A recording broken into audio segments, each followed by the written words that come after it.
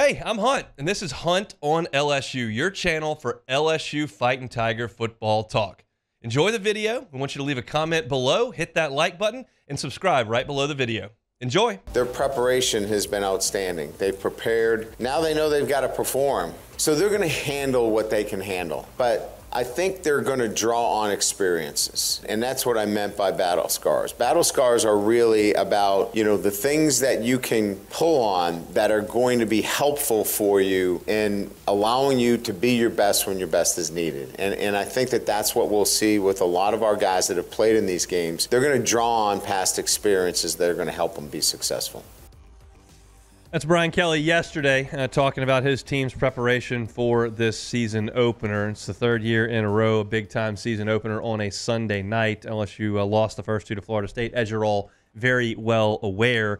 So they do have experience in this game, but it's not very positive experience. LSU's looking to change that coming up on Sunday night. There were some interesting questions asked of Brian Kelly in his media session last night, and the first was about the punting situation. If you've been listening to really anybody, whether it's us on 104.5 ESPN Baton Rouge or wherever you generally get your LSU news, I think the overwhelming majority of the coverage on the punting situation has been questionable. We're watching Auchendorf, we're watching Todd. It looks a little inconsistent. Nobody looks really like they're grabbing that job by the reins. And so the question was asked to Brian Kelly last night, what are you doing at punter?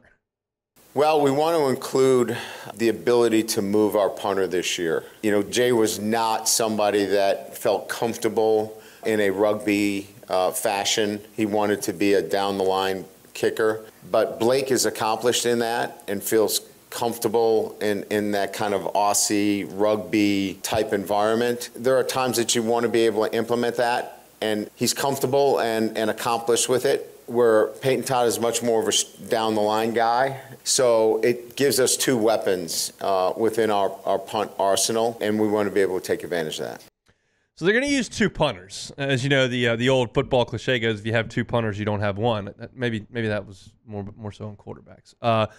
Look, as a punting situation, it doesn't look great to me, but I'm not a punting expert. I know what it looks like when you hit a real high, deep one that turns over and goes 65 yards, and that looks really good. They don't do that very often. A lot of them are wobbly. A lot of them fall out of the sky like a wounded duck. It doesn't look great. And I think a way to kind of mitigate that is to do that Aussie-style rugby kick where you run out to the right and kind of let it rip, and it rolls and tumbles down there, and your coverage team's got time to get on it, and you kind of eliminate the return portion of it.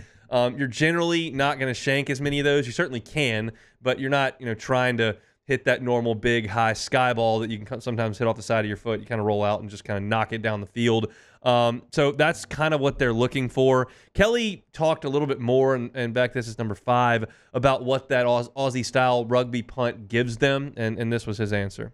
It allows you, from a overload protection standpoint, to make it a little bit easier to handle, I don't want to say different defenses that you may see from a punt return unit. Sometimes they get junked up a little bit, and it's hard to identify some of the when you're able to just scoop and not block the backside and just run away from it, essentially, that's where it becomes useful. And secondly, you can pin the ball into the outside third much easier and essentially kick it away from dangerous return men. So hopefully LSU didn't have to punt a ton, but when they do, you'll see probably a combination of Blake Auchendorf and Peyton Todd. My guess, and this is a guess, my guess is that Auchendorf will handle more of the punting. Todd seems wildly inconsistent to me. He will hit a rocket, and then all of a sudden you'll see a couple that are just awful in a row. Auchendorf may not have quite the leg. He was an all-conference punter at Louisiana Tech, and I get it if you're an all-conference left tackle at that level. It might not translate right to the SEC, but punting is punting. You get the ball and you kick it high and you kick it where you're supposed to kick it. That's punting, and it doesn't really change the speed of the game to do that. So I think he's going to be the punter far more often than not, but we'll certainly see. Injuries are always something that we're looking into as game week progresses. The players that Brian Kelly labeled as questionable back on Monday were Miles Frazier and Chris Hilton. He gave an update on those two guys. Frazier is good to go. He's practiced all week. Chris is still in a progression, and we're hopeful that we get him ready to play. But he's making good progress. So it's questionable there with Hilton. Frazier's going to go, and that's just fine. The word on Hilton that you hear is not awesome. It wouldn't floor me if he played on Sunday. We still have a couple of days to get to game day, but he has not been able to practice all week, and that just kind of feels like a guy that may not be able to go. So that just sucks, quite frankly, because Chris Hilton is a really talented dude who's got all the potential in the world to be a big playmaker on this offense and still does. But it feels like he's probably not going to be able to play in the opener. And that's a huge bummer for a guy that's spent so much time injured throughout his 3 years at LSU. I've talked about this a lot, but he came in that same class as Brian Thomas and Malik Neighbors, and he was the most highly recruited player of all of them. He was the highest rated player of all of them. Those two guys are first-round picks who are worth a lot of money right now, and Chris Hilton's trying to get to that point. But it's tough to do that when you're in the training room a lot. And he's got that bone bruise. He's dealing with a good bit of pain right now. So it may be a situation where it's best to hold him in this game and maybe hold him against Nichols. You don't really need him in the game against Nichols, and maybe he's ready to go in week 3 when you head to South Carolina. My gut tells me he probably doesn't play on Sunday and probably does go out there and give it a bit of a go against Nichols. But I think you could probably see him as close to full strength as possible in that South Carolina game in week 3 if there's not any more setbacks. So bummer for Chris Hilton, but we'll see. Kyle Parker will likely take those reps. You've got Kyron Lacey as your number 1. You got C.J. Daniels as your number 2. You've got Kyle Parker there. Xavier Thomas will probably play. Aaron Anderson will probably play. Then you get a little bit further down the line, and I think it's less likely you see a huge impact from Shelton Sampson or Landian Ibieta, those guys. But I think your top guys at this point are going to be Kyron Lacey, C.J. Daniels, and Kyle Parker. Those should be the top 2. And then Mason Taylor will obviously have a huge role in this game as well. So there's your updates from an injury perspective. I was a little surprised by this answer that Brian Kelly gave. Talked about which freshman could see playing time early in the season. I think defensively you could see a couple of freshmen get on the field. You know, I think Ahmad Bro is probably the one guy that could see the most action. He's the most ready physically and mentally to play for us. You know, PJ Woodland is another freshman that, you know, is likely to see some playing time. I think at the safety position, Deshaun Spears has a chance to see some action as well. So those probably are the guys that jump out at me.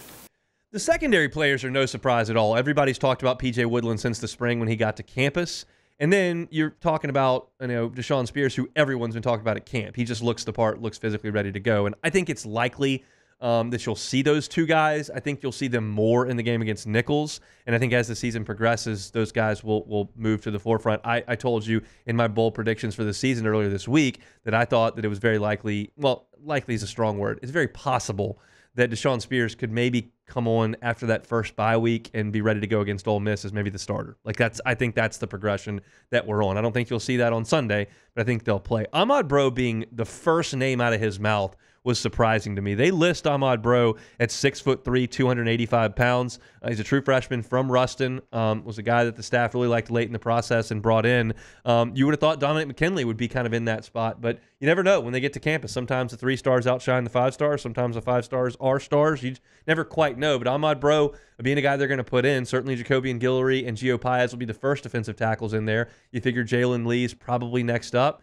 And then maybe Ahmad Bro's in there in the mix above maybe Sean Washington or Jalen Lee. I mean, we'll see what the case may be, but I was a little bit surprised to see Ahmad Bro's name come up that quickly. That's great for him, though, that he's made a huge impact early on in his LSU career. So that's a look at some of the things Brian Kelly had to say yesterday in his final press ability before they kicked things off out in Vegas. Hey, thanks for watching Hunt on LSU. Before you get out of here, do us a couple of favors.